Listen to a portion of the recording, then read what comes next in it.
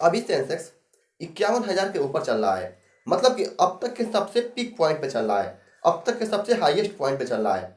तो एक सवाल हमेशा आपके माइंड में होगा कि क्या इन्वेस्ट करने के लिए ये सही समय है या नहीं है। क्या इस समय इन्वेस्ट करना चाहिए या क्या इस समय मार्केट से बाहर हो जाना चाहिए। इसको दो तरीके से हम देखेंगे, एक टेक्निकल एनालिसिस, एक फंडामेंटल एनालिसिस के बेस पे। अगर मैं टेक्निकल के बेस पे बात करूं तो लगातार पिछले कई महीनों से हमारा सेंसेक्स अप ट्रेंड में है, यानी कि सेंसेक्स लगातार ऊपर की तरफ बढ़ रहा है। टेक्निकल एनालिसिस के बेस पे देखा जाए तो आपको इन्वेस्ट करना चाहिए, उसमें शेयर को खरीदना चाहिए। लेकिन वहीं पे अगर फंडामेंटल के बेस पे देखा जाए तो फंडामेंटल के बेस पे सेंसेक्स का पी अभी पीक पॉइंट पे है, यानी कि अब तक के सबसे मैक्सिमम पॉइंट पे है। तो आप कह सकते हैं कि पी अगर सबसे ज़्यादा पीक पे है तो ये मार्केट महंगा है, अभी इंटर करने का सही समय नहीं है। तो आपके लिए सही डिसीजन क्या होगा। टेक्निकल कह रहा है कि अभी इंडेक्स अप ट्रेंड में है, जबकि फंडामेंटल कह रहा है कि पी अभी सबसे पीक पॉइंट पे है, पी अभी सबसे ज़्यादा है। तो क्या आपको मार्केट में इंटर करना चाहिए, क्या आपको निवेश करना चाहिए।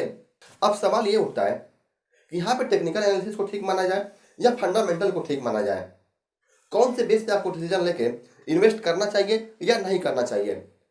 अगर दोनों ही चीज़ों को अपने अलग अलग जगह पे देखें तो टेक्निकल एनालिसिस भी अपने जगह पे ठीक है और फंडामेंटल एनालिसिस भी अपने जगह पे ठीक है। क्योंकि टेक्निकल एनालिसिस शॉर्ट टर्म के लिए देखा जाता है।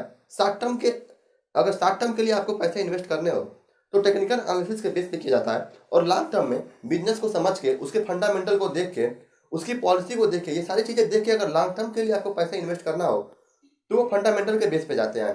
लेकिन क्योंकि फंडामेंटल ऐसा कह रहा है कि मार्केट अभी महंगा है और फंडामेंटल उस कंपनी के बिजनेस को समझता है, उस इंडेक्स के बिजनेस को, उसकी पॉलिसी को, हर चीज़ को समझ के ये बता रहा है कि अगर मार्केट महंगा है आपको तो अभी बहुत ज़्यादा आपको इन्वेस्ट नहीं करना चाहिए।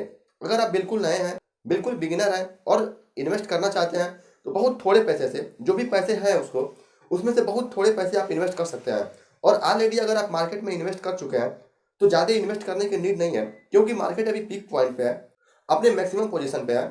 तो जो भी आपने होल्डिंग पहले से करके रखी है उसको लेके या तो बने रहिए, उसमें बहुत ज़्यादा इन्वेस्ट करने की ज़रूरत नहीं है। अगर आपके पास पैसे हैं और ऑलरेडी आप निवेश करना चाहते हैं तो थोड़े पैसे आप इन्वेस्ट कर सकते हैं, लेकिन पूरे के पूरे पैसे आपको अभी इन्वेस्ट नहीं करने चाहिए।